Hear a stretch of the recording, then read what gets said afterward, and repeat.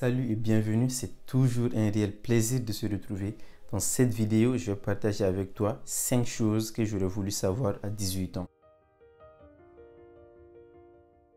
18 ans, c'est un peu l'âge où on découvre le monde. À 18 ans, je faisais du shopping de façon démesurée. J'étais irrégulier pour faire du sport et je remettais des fois à plus tard ce qui devait être fait. J'ai fait le tour de mes expériences et j'ai vu 5 choses qui pour certains m'ont aidé, qui pour d'autres j'aurais voulu être sensibilisé pour ne pas faire certaines erreurs. Reste bien jusqu'à la fin de cette vidéo parce que la 5e peut vraiment te faire passer à un autre niveau, peu importe ton âge. Très clairement. Numéro 1. S'entourer de personnes positives. Nous sommes la moyenne des 5 personnes que l'on fréquente le plus.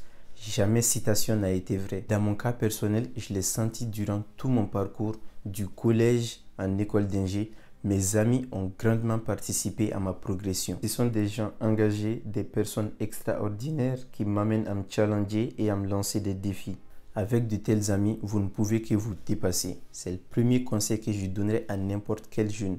S'entourer de personnes qui n'hésitent pas à nous recadrer lorsqu'on fait des bêtises et qui nous motivent, qui nous amènent à réaliser notre rêve. Numéro 2, faire du sport. Là, je pense qu'il n'y a rien à dire. Tout le monde sait que faire du sport a des bienfaits juste énormes, mais on le néglige. On a fait une étude sur des étudiants. Un premier groupe qui ne faisait pas de sport et un deuxième qui pratiquait du sport 2 à 3 fois par semaine.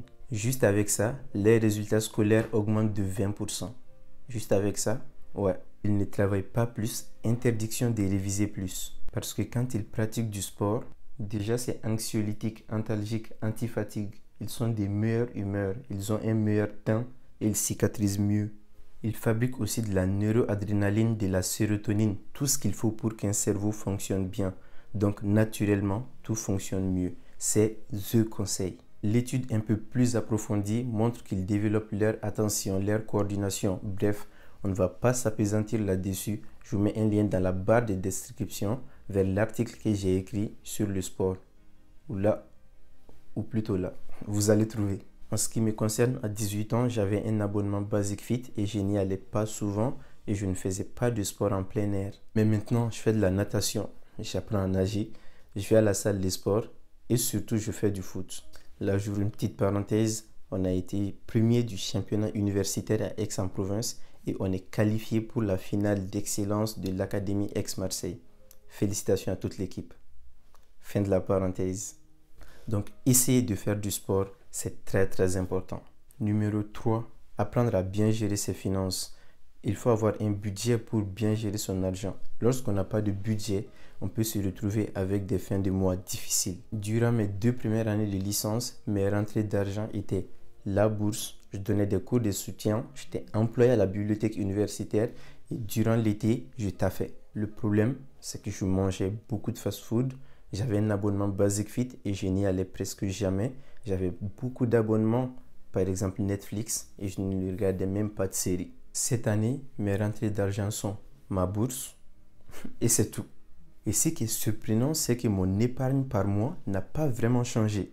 Si j'avais su gérer mes finances comme je sais le faire maintenant, ça allait changer le game. Mon conseil, apprendre les principes de gestion de l'argent. On a par exemple le principe du 50-30-20. 50% dans les dépenses obligatoires. Il faut savoir à l'euro près quelles sont les dépenses obligatoires.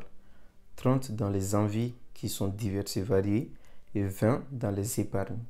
Technique simple que tout le monde peut essayer. Si la gestion des finances en tant qu'étudiant est un sujet qui t'intéresse, n'hésite pas à me le dire en commentaire, ça peut être sujet d'une vidéo intéressante. Numéro 4, arrêtez de tout remettre à plus tard. Perdre la motivation est normal, mais être toujours dans une période de grosse flemme ne l'est pas. Les révisions des dernières minutes, le non-respect des deadlines, ça peut vite virer au cauchemar. Une solution que j'ai trouvée, s'organiser. Alors il ne s'agit pas d'un autre prétexte pour remettre à plus tard. S'organiser et planifier est plutôt un moyen de se mettre en action. En effet, l'envie de procrastiner a beaucoup à voir avec le sentiment de confiance et d'efficacité. Pour créer du mouvement, il faut se mettre en action. Il s'agit d'atteindre le fameux momentum. Les tâches d'organisation et de planification sont parfaites pour se lancer et générer de l'énergie quand on n'a plus du tout envie de s'y mettre. L'idéal, ce sont les tâches courtes et concrètes qui nous donnent rapidement le sentiment d'avancer. Rangez votre espace de travail, nettoyez votre bureau, planifiez votre journée, faites le tri des fichiers qui traînent sur votre bureau d'ordinateur. Les petits accomplissements sont importants car ils nous font nous sentir bien et nous mettre dans un bon état d'esprit pour être plus productif. Numéro 5. Connaître l'importance du sommeil.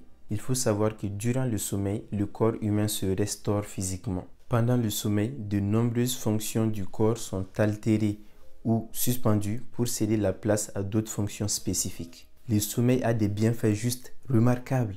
Il permet non seulement à notre corps de se restaurer, mais aussi d'exécuter des tâches de maintenance essentielles liées à notre mémoire, nos hormones, notre système immunitaire et à d'autres fonctions cruciales. Il accroît les capacités d'apprentissage du cerveau, aide le corps à lutter contre les infections, permet de reposer le cœur et permet même de réduire la pression artérielle. Un manque de sommeil peut nuire à l'ensemble de ces fonctions et à bien d'autres encore. Comment être sûr de bénéficier d'une quantité de sommeil suffisante? Lorsque vous vous sentez reposé, lorsque vous vous réveillez, vous avez sûrement dormi suffisamment. La quantité de sommeil nécessaire varie considérablement d'une personne à une autre. En général, un étudiant a besoin de 7 à 8 heures par nuit. Dormez, dormez, dormez. Maintenant, j'ai besoin de tes conseils aussi. Dis-moi en commentaire lequel de ces 5 te parle le plus et quel conseil tu donnerais à ta petite soeur, ton petit frère qui vient d'avoir 18 ans. Partagez massivement cette vidéo parce que je pense qu'elle peut clairement aider quelqu'un. Et abonnez-vous, c'est ce qui fait grandir la chaîne. Ciao!